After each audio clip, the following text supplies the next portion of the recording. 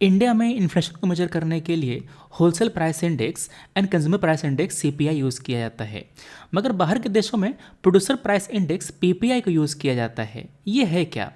जब goods and services के दाम में जो चेंज हुआ है वो हम प्रोड्यूसर के लेवल पर देखते हैं, उसको हम कहते हैं प्रोड्यूसर प्राइस इंडेक्स। अब ये सबसे पहला जो कमर्शियल ट्रांजैक्शन होता है फैक्ट्री से निकलते ही उसमें प्राइस चेंज को ट्रैक करता है। मतलब कि प्रोड्यूसर के पर्सपेक्टिव से देखता है, कंज्यूमर के पर्सपेक्टिव से नहीं।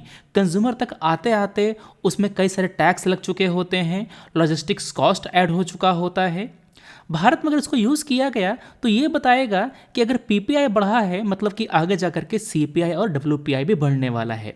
भारत में इसको प्रपोज किया गया है मगर ऑफिशियली इसको अभी तक अडॉप्ट नहीं किया गया है।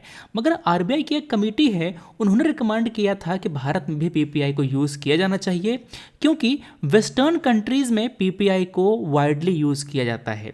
अब डिफरेंस क्या है पीपीआई और डब्ल्यूपीआई में? पीपीआई में गुड्स एंड सर्विसेज दोनों का प्राइस देखते हैं, डब्ल्यूपीआई में केवल गुड्स का प्राइस देखते हैं। ओके, जो पीपीआई है वहां पर प्रोड्यूसर के लेवल पर देखा जाता है और डब्ल्यूपीआई में होलसेल लेवल पर। अब होलसेल प्रोड्यूसर के यहां से आया है कि मार्केट में बिक रहा है, वो फर्क नहीं पड़ता। ओके, पीपीआई में डिस्काउंट को एडजस्ट किया जाता है, डब्ल्यूपीआई में इसको एडजस्ट नहीं किया जाता। इंडिया में पीपीआई को प्रपोज किया गया है, डब्ल्यूपीआई यहाँ पर ऑलरेडी यूज़ हो रहा है। अब भारत में क्या ज़रूरत है पीपीआई की? सबसे पहले डब्ल्यूपीआई ग्लोबल बेस्ट प्रैक्टिस से अलाइन नहीं है, इसमें सर्विस को इंक्लूड नहीं किया जाता और प्रोड्यूसर का मार्जिन ढंग से रिफ्लेक्ट नहीं करता।